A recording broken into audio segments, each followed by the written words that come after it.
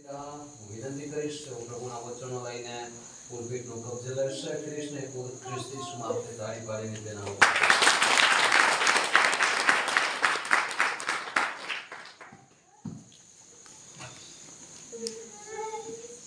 Hallelujah hallelujah hallelujah hallelujah hallelujah hallelujah बोलिए प्रभु यीशु मसीह की जय.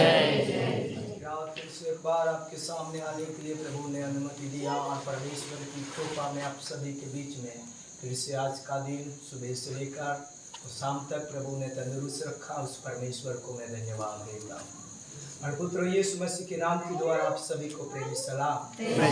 Hallelujah hallelujah hallelujah hallelujah.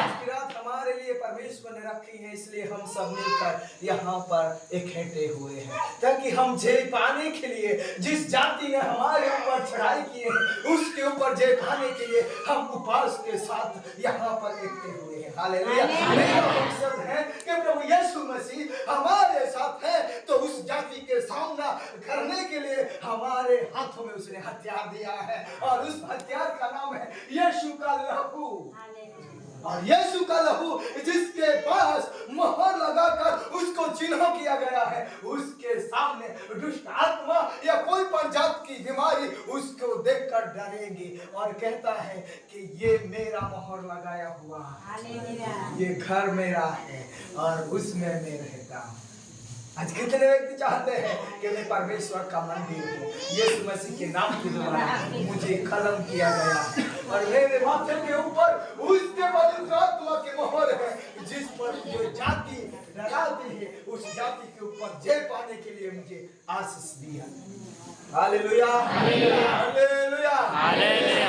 आज की और सुबह को मैंने आपको कहा इस जाति को निकालना है तो हमें उपवास और प्रार्थना करना जरूरी है और उस जाति को हराने के लिए खुद परमेश्वर के पुत्र यीशु ने उन शिष्यों को बताया आप उस जाति को हराने के लिए ऐसे वो निकलने वाली नहीं, आप प्रार्थना करने के द्वारा निकलेंगे नहीं.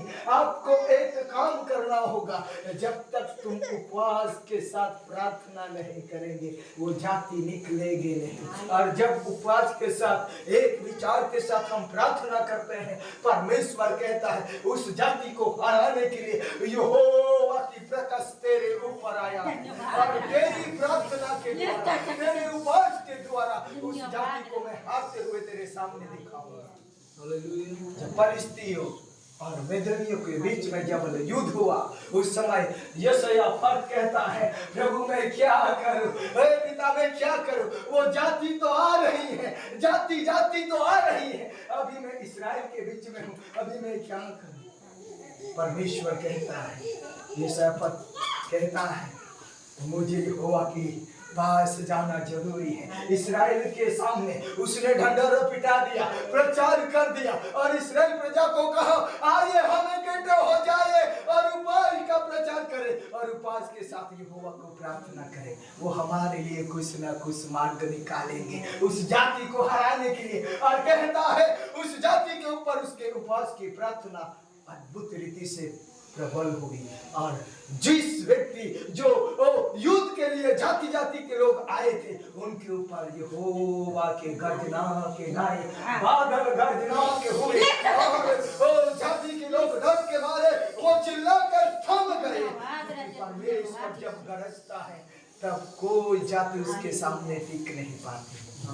Hallelujah hallelujah. शमूएल को कहा गया फर्स्ट शमूएल में हम देखते समय में बाइबल में लिखा है वो परमेश्वर के वचनों में लिखा है परमेश्वर के पास लोगों ने शमूएल को जाकर कहा ओ तू हमारे लिए कुछ बातें दिखा, कुछ हमको छुड़ाने के लिए उस जाति में से बाहर निकालने के लिए कुछ तो प्रयत्न कर ताकि हम उस बंधन में से बाहर आ जाए. ये जाति हमारे ऊपर चढ़ाई कर रहे हैं, हमें नाश करने के लिए चढ़ाई कर रहे हैं, इसलिए हे शमूएल तू हमारे लिए कुछ तो बात कर, खुदा से बात कर, उस परमेश्वर से बात कर जिससे तू बात करता है हमें उससे डर लगती है, इसलिए तू हमारे लिए दुआएं कर. शमूएल कहता है सारे इस्राएल को जो इस जगह में इकट्ठा कर और उपवास के साथ प्रार्थना करने के लिए इकट्ठा कर। तेरा परमेश्वर आज तेरे लिए युद्ध के लिए मैदान में उतरने वाला है।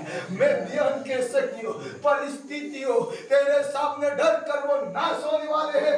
इसलिए तू अपने परमेश्वर नाम को ऊंचा हालेलुया। इस वचन को पढ़िए। मत्ती का इंजील का सुसमाचार सुबह में हमने पढ़ा। मत्ती का इंजील मेरे पास समय बहुत कम है इसलिए मेरे पास 9 मिनट बाकी है। हम ज्यादा जोर से उस वचन को पढ़िए।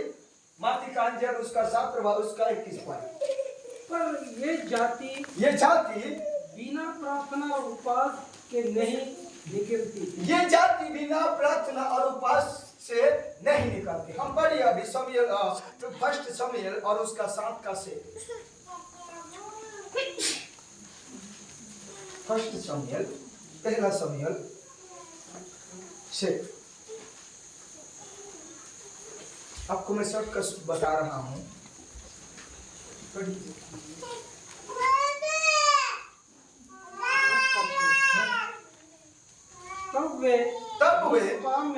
तब वो मिस्पा में इकट्ठे हुए और जल भर के यहोवा के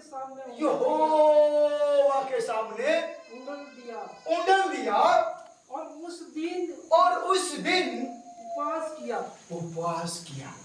20 साल बीतने के बाद शमूएल के पास इस्राएल प्रजा गुम देवी देवताओं को सेवा करने वाली प्रजा ओ परमेश्वर को छोड़कर दूसरे अन्य धर्म में चले जाने वाली प्रजा ओ नाश की ओर जाते समय वो प्रजा फिर से परमेश्वर की ओर अपनी दृष्टि लगाकर वो डरते थे।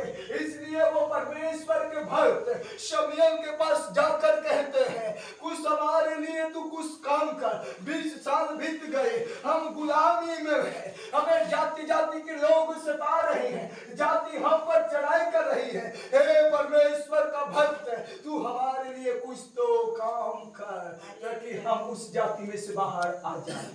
शमूएल कहता है 20 साल के बाद शमूएल उस परमेश्वर के सामने अगुआ किनारे वो खड़ा होकर और इस्राएल को कहता है तुम परमेश्वर के लिए एक काम कर। मैं प्रार्थना करूंगा। तुम उपवास के साथ ना खाना ना पीना उपवास और प्रार्थना उस जाति में से तुम लोगों को छुड़ाएंगे। इसलिए परमेश्वर कहता है उन परमेश्वर की आवाज को शमूएल ने सुना और कहा परमेश्वर तुम्हारी प्रार्थना उस जाति में से तुम्हें आजाद करने के लिए उतर आया है। मैदानियों के बीच में जब परमेश्वर उतर आता है कोई पण जाति टिकने नहीं पाती। इसलिए परमेश्वर के वचनों में लिखा है परमेश्वर जब उतरा है तो किसी ना किसी जगह में युद्ध के ललकार में जो जाति हम पर चढ़ाई करती है उसको नष्ट करने के लिए वो हमारे साथ खड़ा हो जाता है। Hallelujah hallelujah.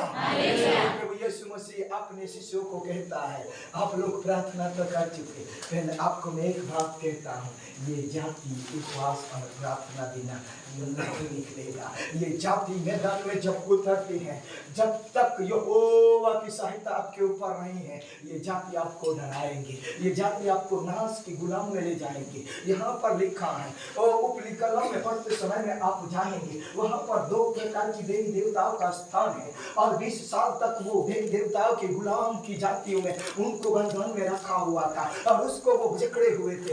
इसलिए वो लोग आज तक उसके जीवन में कोई परिवर्तित नहीं, कोई छुटकारा नहीं, कोई उसके जीवन में शांति नहीं। इसलिए 20 साल के बीतने के बाद शमूएल के पास जाकर इस्राएल की प्रजा के लोग कहते हैं हे परमेश्वर का भक्त तेरे परमेश्वर से इस्राएल का परमेश्वर यहोवा से प्रार्थना कर ताकि हमारे लिए कुछ उपाय निकाले और हम उस जाति के बंधन में से बाहर आना चाहते हैं। हालेलुया। इसलिए बाइबल में लिखा है 20 साल के बीतने के बाद शमूएल ने वही प्रचार किया उपवास के साथ। हालेलुया। इसलिए दूसरा काल की पुस्तक में दूसरा इतिहास उसकी गवाह दे रहे हैं। जब उसकी गवाह के साथ दूसरा इतिहास बता रहे हैं परमेश्वर उसकी मैदानियों के बीच में अद्भुत चिन्ह लेकर उतरा। हालेलुया।